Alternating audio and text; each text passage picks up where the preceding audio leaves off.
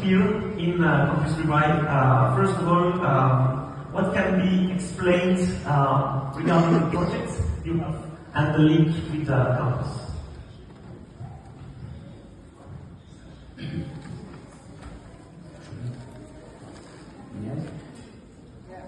Yes.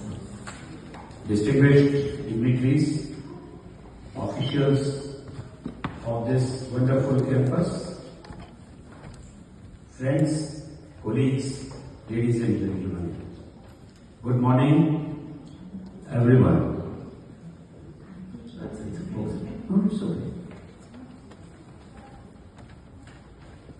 First of all, I would like to congratulate the director and his team of this campus for celebrating first anniversary of this wonderful campus.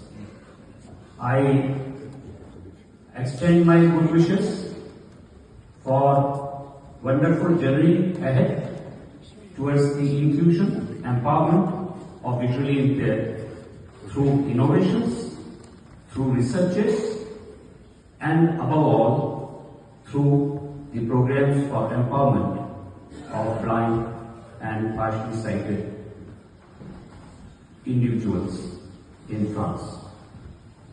Your efforts will not only limit in France, it will have cross-border impact in making the technologies accessible, available, and affordable for blind and partially sighted throughout the globe. Today, we have gathered here to celebrate 200th anniversary of Braille. It is a time of celebration, but at the same time, it is also a time of introspection. We must introspect that over the journey of 200 years of the invention and adoption of Braille as a means of communication, as our language, many things have changed. The lifestyle has changed, the manner in which we access information has changed, but what has not changed is the importance and relevance of Braille for the blind and partially sighted and deaf-blind people. Braille remains as relevant as it was 200 years ago when it was evolved. Braille becomes, in fact, all the more relevant than ever in this digital era. Friends, we often hear the slogan of inclusion, the recognition of our right of full participation. But when technological developments have opened new avenues, new doors, have made it possible to access information in an accessible manner for the blind and partially sighted and all other print disabled. At the same time, we somehow are getting into a situation where these technological developments sometimes challenges the relevance of it. And with this prefix, I would like to now highlight certain important issues which arise for our consideration when we talk of innovations. The first and foremost issue is that are we considering innovations from the viewpoint of including Braille, from the viewpoint of promoting Braille, from the viewpoint of making Braille more accessible and affordable. There are two opinions and two schools of thoughts that we often come across. There is a school of thought of which we must be very much, we must be conscious of, and with which we have to deal with.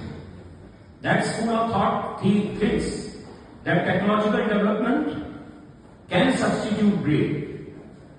And I would very humbly like to answer them by stating that there is nothing on earth which can replace Braille or substitute Braille for being used as a means of communication, as our language, as a means by which we have achieved our independence, by which we have come out of the four walls of the institution. We have become assets rather than a liability. So, the school of thought which thinks that technology is a substitute to Braille, I'm sorry, I would urge them to rethink and reconsider their opinion. Technology is for inclusion of persons with visual impairment. And that inclusion can happen only when we innovate, we develop technology which combines the availability of contents in Braille. We have a right to make choices as anyone has. Today, there is a fashion of promoting speech output for the blind and low vision on the ground that the Braille is very costly. But in fact, if you look at the technological development, it is possible to have affordable Braille outputs in the devices that we have developed. Now, going to the innovation which has transformed Braille, I would like to say that technological innovations offer tremendous opportunities to revolutionize the Braille ecosystem. Let me share a few examples of the same. Refreshable Braille displays, once costing thousands of dollars, new designs and open source initiatives have brought down costs dramatically. Portable, multi-line displays are now being developed that make digital content instantly accessible in Braille. Smart Braille learning tools. Another example is Smart Braille learning tools. Interactive devices and apps can teach Braille through sound, touch, and gamification, making learning more engaging for children.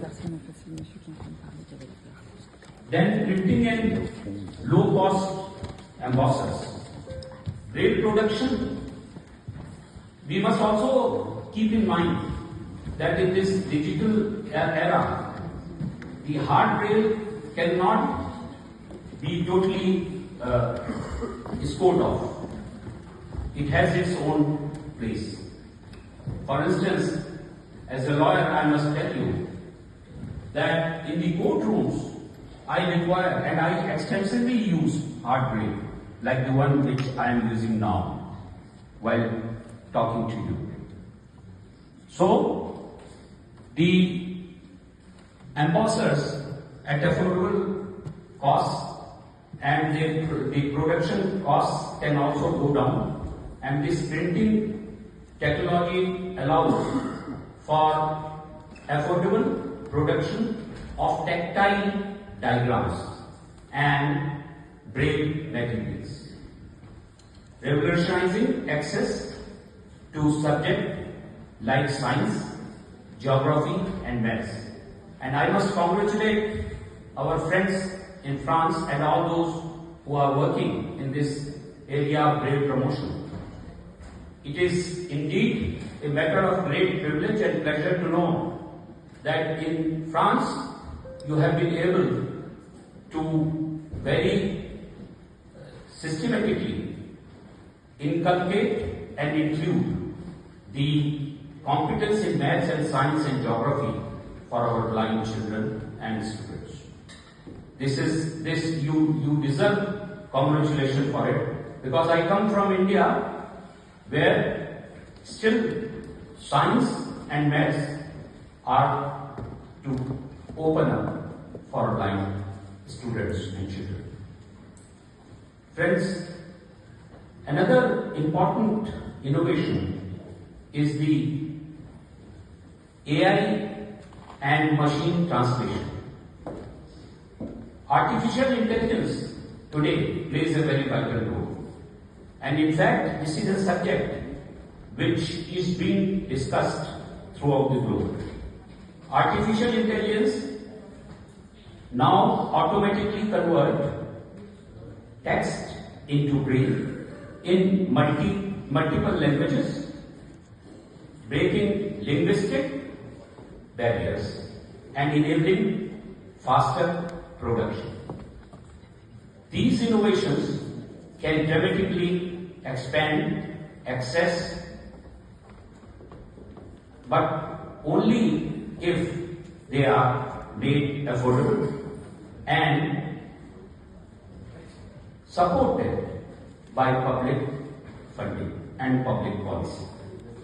The greatest challenge is that of the budgetary support, and I must share with you that in India, for the first time I think in the history of our country, and maybe for many countries that would apply, Indian government included the production of Braille books as a budgetary head and provided a substantial amount as budgetary support for promoting Braille production and for modernizing Braille presses which are existing.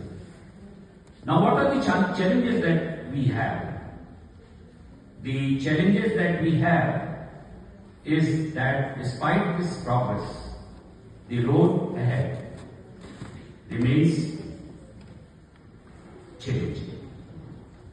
Cost remains a key barrier. As I have already spoken on it, I will not try to dwell on this issue any further, but suffice it to say that costs can be curtailed down. There are regional and national imbalances due to different levels of economic development. To conclude, I would like to say that, friends, technology is a great equalizer only when it is inclusive. As we look ahead, let us commit to harnessing innovation, not merely for convenience, but for empowerment.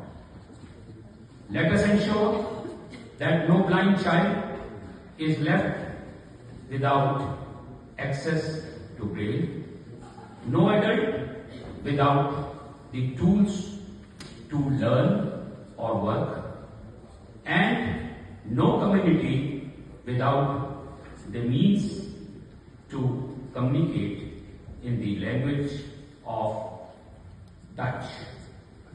Braille opened the doors of education for millions.